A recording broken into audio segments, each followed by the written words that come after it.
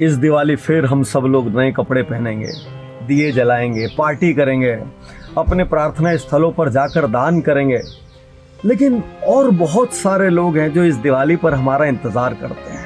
वो जो सड़कों के किनारे छोटी छोटी चादरों पर सामान बेचते हैं, छोटे ठेलों पर सामान बेचते हैं और जानते हैं वो दिवाली के दिन देर रात तक हमारा इंतजार करेंगे कि हम आए और उनके घर में एक दिया रोशन हो जाए।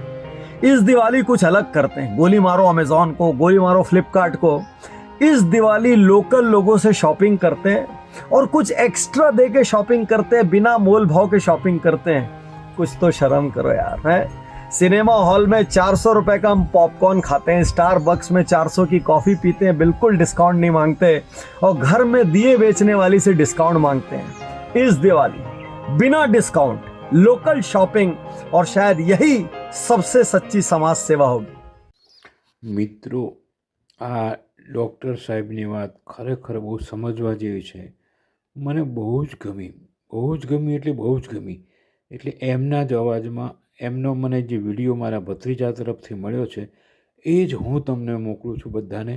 જો આવું કરશો તો સાહેબ કોકના ઘેર સરસ દિવાળી થઈ જશે, કોકના ઘેર સરસ દિવાળી થઈ જશે. મિત્રો, પૈસા ખર્ચીને લાવવાના તો તમે બધું છો જ, પણ કોક ઝૂંપડામાં કોક ગરીબના ત્યાં દિવાળી થઈ જાય, આવા ફૂટપાથ પર લઈને બેઠા હોય એનાથી ઢગલા બંધ ખરીદો મિત્રો, ઢગલા બંધ ખરીદો, ઢગલા બંધ ખરીદો.